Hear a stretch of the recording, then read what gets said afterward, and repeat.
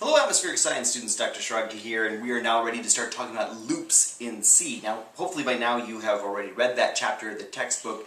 It's pretty hard to make progress in the class without keeping up in the textbook. But you've hopefully gotten the idea about loops and how loops are a way in a computer program to make something happen repeatedly. We're going to learn a lot about loops. All the programs that we're going to use this semester have a lot of loops in them. It's one of the main techniques that we use actually in scientific computing. Loops are used to perform some action in the computer program multiple times. I mean, you can well imagine, if you had a list of 500 addresses, maybe your computer program for each of the 500 addresses will print a label for you. You can imagine that there are the ways in which we would be using these sort of loops. Pretty much any useful C program is going to have some kind of loops in them. And broadly speaking, loops in C come in two different varieties. Again, this is going to be the same in any computer language. Exactly how they do it will be slightly different depending on exactly what language you're using at your job someday or whatever. But the basic idea that there's two kinds of loops will be true. One is kind of a type of loop that runs a specific number of times. You know in advance that there are 500 addresses, and you want to, for each of the 500 addresses, you want to print a label. That's what in C they call a for loop, for, F-O-R, just because for is the command that they use to start that. For is a very common word for that kind of loop. Some languages call those do loops, but anyway, like do, D-O. The other thing is that, by the way, that could be, I'm making it sound like you know in advance how many times it's going to run. But it could be n number of times where, like, you don't know. I mean, I don't know if it's 500 or 200 or 800 addresses. I know it's n addresses, and then it'll run n times. That's still a for loop. That's in contrast to a while loop. While loops are going to be a different type of loop that runs a flexible number of times, maybe not even at all. Okay, you are going to continue to do this while something is true. While we're not at the end of the file, read the next observation from the file, that kind of thing. While means I don't know yet how many times I'm going to have to do this, maybe not even any times, but while something is true, keep doing this loop. But we'll see how all that works.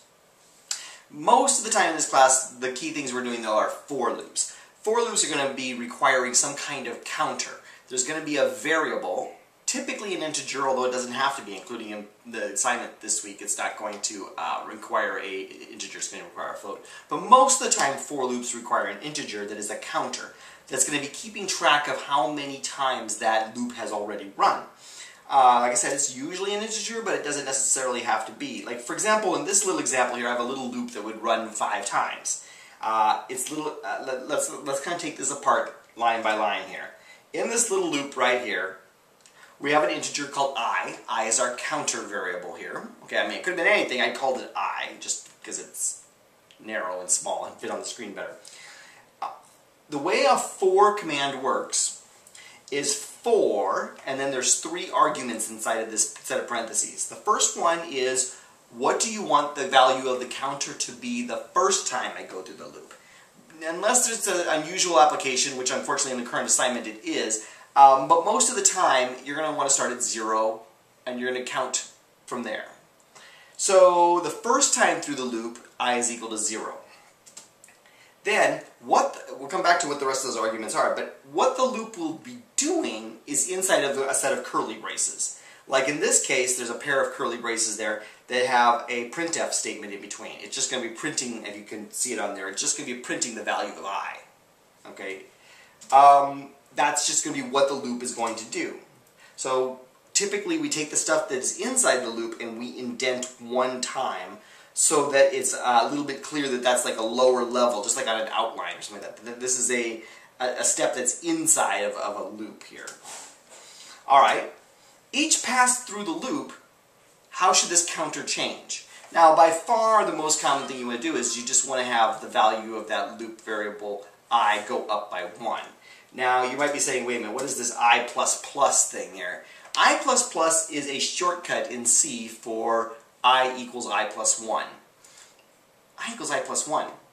Right off the bat, that should seem strange. I equals I plus 1, that's not even good math, right? I mean, you can't solve I equals I plus 1, solve for I, it doesn't work, right? That's because, remember, we're using the word equals to mean set this equal. Okay, so you're saying take the value of I, add 1, and put that into I. You're just increasing or incrementing the value of I plus 1. I plus plus is actually a shortcut for I equals I plus 1, and it tends to be the way we do things in C. Why? Why do we do that? Well, it's explained in the book, but basically, I equals I plus 1 takes no less math than I equals I plus 372,691. It's a fair amount of math. I plus plus, which has the same result as I equals I plus 1, is one operation in the computer. The chip knows how to just increment an integer by 1. So it is vastly faster for the computer to compute I plus plus than it is for the computer to compute I equals I plus 1. So we tend to say I plus plus. If you were using a different step for some reason, like instead of you wanted your increment to increment by 2, then you would have to put like I equals I plus 2 or something as your step there. We never actually do anything quite like that here, although I guess the homework is a little bit like that. Again, we'll walk through it. Now, the question is how many times should we run this loop? That's what the middle of the 3 arguments separated by semicolons in a for statement is for. That tells you, while this is true, keep doing this. So like for example, if I want my loop to run 5 times and I'm starting at time 0, I equals 0, I equals 1, 2, 3, 4, up, I've got them all now. So as long as I is less than 5, I want to keep going through this loop. The next time through the loop I will be equal to 5, that's no longer true and we're not going to go in it anymore. This is actually the way we tend to do loops in C. If you want the loop to run 10 times, you go from I equals 0 to I is less than 10, I plus plus. Okay, that when your first time through the loop you get a 0, and then a 1, and then a 2, all the way up to I equals 9. The next time through the loop, I is equal to 10. It doesn't pass the test of I is less than 10, and it pops out of the loop. But we'll do some examples of that. So like this little example of this loop here would run 5 times. Excuse me, the hiccups.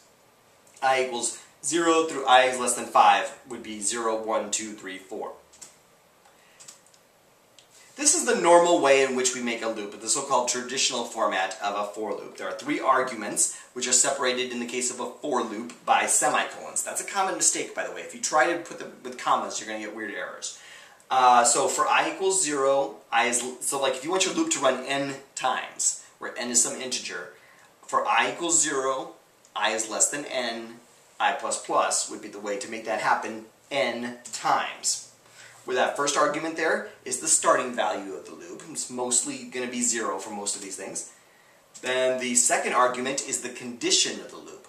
We keep going through this loop while that part is true. And finally, that third argument is the increment. What happens each time? How do you increase the value of your counter until you get through the loop completely?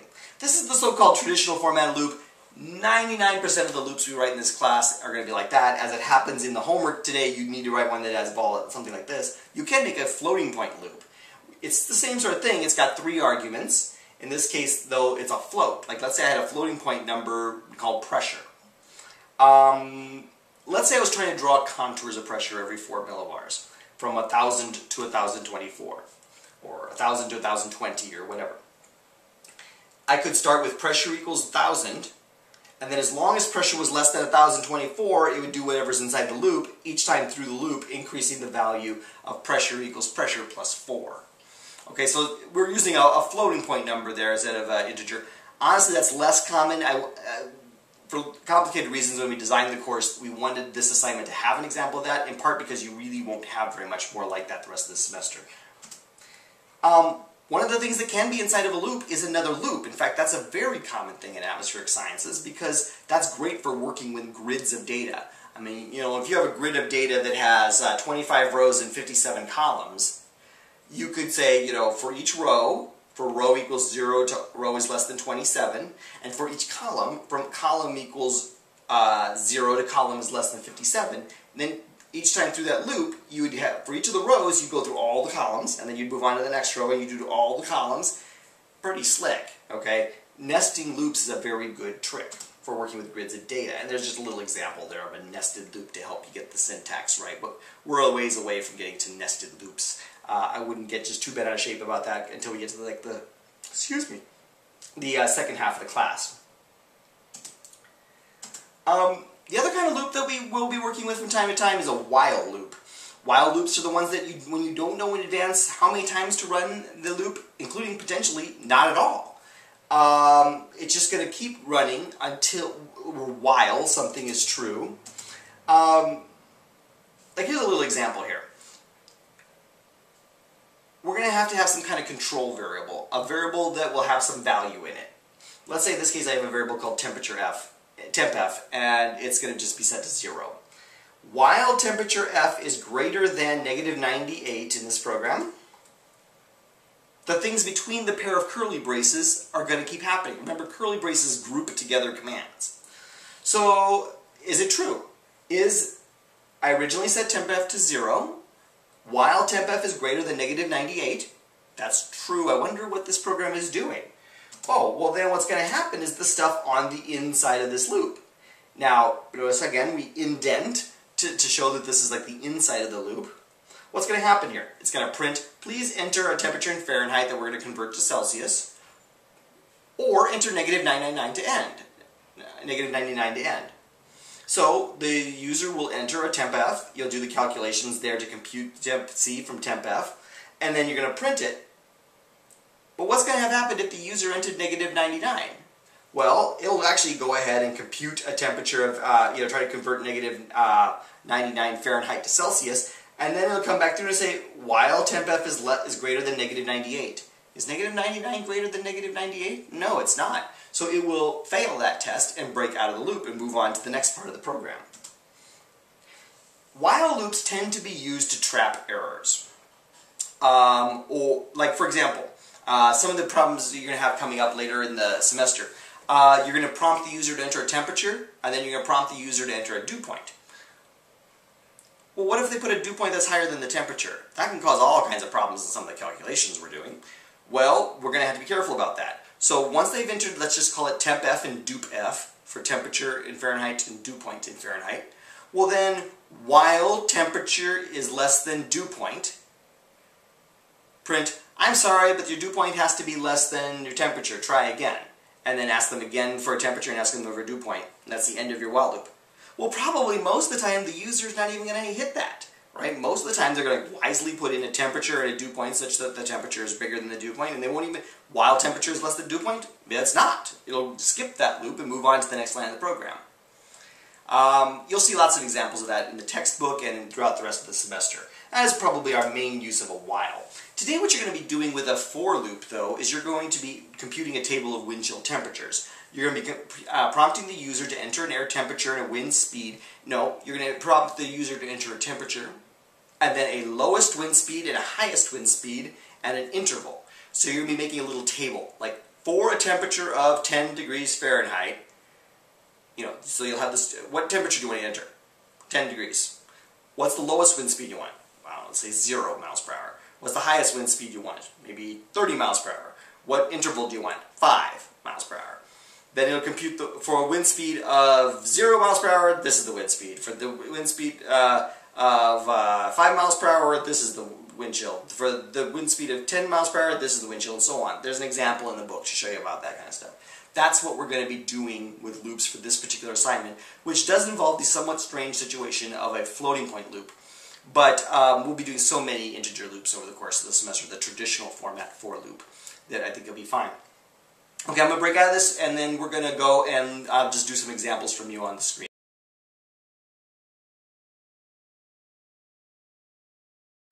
Okay, let me just walk you through a couple of quick examples here of how we could use loops in a program. I'm back here on Chesapeake, and I've got my my little sample program here. I just got a little stub here. Let me go ahead. I'm just going to make two integers. I'm going to call them I and n. And let's say n is going to be how far our program counts. Like, let's say I'm just going to make a little loop that says, let's just say n equals 100. For I equals 0, I is less than n, I plus plus, what should the program do? How about just print to the screen the integer I? Oh, I meant not percent %d there. Okay, let's just try this. Alright, simple little program here. All it's going to do is count to 100. Watch what happens when I compile it. Oh, I made a mistake. I missed a semicolon. Look at that. There we go. Compiled, run it. So for 100 times, from I equals 0 to I is less than n was equal to 100, so we counted from 0. Let me scroll up here. Let me scroll that far? Yes. Then the first time through the loop, I was equal to 0, then I plus plus meant I was 1, I plus plus meant I is 2, as we go through this loop 100 times, until I was equal to 99. The next time through, after I plus plus, I was equal to 100, it didn't go into the loop, so we're done. Well, we're moving on. I guess I should make that a little bit more clear. Let me go ahead and put a printf here. I am done. Just so you can see what's going on here, right? If I compile this again and run it, see, after it breaks out of the loop, it just moves on to the next line. There could be a lot of program still to come. Okay, it doesn't mean it's breaking out of the program completely. It's just breaking out of the loop and moving on to the next part of the program. So we could change I equals 100. I'm sorry, n equals 100 to n equals 1,000. Compile it and run it. Woo! Look at that. We got all the way up to 999 before we are done. There we go. We could change this, instead of counting by I equals I plus 1 or I plus plus, we could change this to I equals I plus 10. Okay, so we're going to increment by 10 each time. Compile it and run it. See how now we went, each time through, I was equal to 10 greater than it was the time before, so 790, 800, 810, 820, all the way up to 990. After it added 10 more of that, it got 1,000. 1,000 is not, that is I less than n thing no longer passed, so it got out of the loop and typed I am done. We could do the same sort of thing if we had a floating point loop. Let's go ahead, I'm just going to erase all of this. Let's do the same sort of thing with a floating point loop. Let's just say we've got float temperature in Fahrenheit. Alright, and let's just say we're going to have a little for loop here. Temperature in Fahrenheit equals 0 degrees. Temperature in Fahrenheit is less than or equal to 100 degrees. Temperature in Fahrenheit equals temperature, Fahrenheit equals temperature in Fahrenheit plus 5 degrees. And there's my little curly braces, and inside there we're going to indent by 1. And let's just print in floating point format tempf. I mean, this doesn't really do anything all that interesting, but notice how we're going to have a floating point number that starts at 0, and as long as it's less than or equal to 100, temperature in Fahrenheit equals temperature in Fahrenheit plus 5 each time we go through the loop, and it just prints the number. Let's see here, if we compile it, oh, no errors that time, and run it. There we go. Temperature in Fahrenheit was 0, 5, 10, 15, all the way up to 100. So that's a little example there of a floating point loop.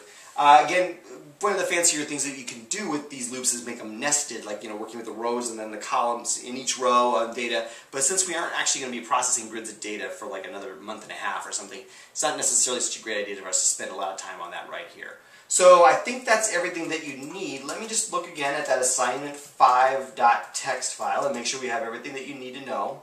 Make sure that you understand for loops and while loops. Make sure that you understand that they can be integers and floats. Make sure that you want to have, you know how to do all this already. Oh, infinite loops. Okay, it is possible to get stuck in a loop. If you make a mistake entering, the way the loop control works, you can get yourself into a loop that runs and runs and runs. For example, let's go back into sample.c. Alright, if I just go back here, let me just, well, actually, let's undo that. Let's see, how do I do that? There it is. Okay, what if I had made my loop, instead of saying less than or equal to 100, let's just say while tempf is greater than, oh, I know a good one. Okay, let's put this back the way it was. Less than or equal to 100, looks good. Okay, so we're going to start at 0, and as long as it's less than or equal to 100, but then over here, let's say we just added 0. So every time through the loop, we're going to start at 0, we're going to add 0 to it, and as long as we're less than 100, it's going to stay in this loop. Well, there's no way out of it. If we start at 0 and we add 0 to it every step of the way, we'll always be inside of that loop. And in fact, if I compile the program, it compiles, and if I run it, all it's doing is just writing millions and millions of zeros to the screen. How do I, oh no gosh, Dr. Shruggy, what do I do? It's stuck, it's stuck, it's stuck, what should I do? No, don't do any bad things like that. How do you stop a program that's running out of control? It's just running and running and running. The answer is Control-C. hold down the control key and press C, and it will break out. Okay? Control C is a good trick. Anytime a program is doing something and you don't know how to make it stop, Control C will stop. Okay? So keep that, that's just one of those tools, always keep near you. Control C means stop any program. Okay, I think you have everything you need actually for this loops business. Please let me know if you have any questions. This has been Dr. John Schrage.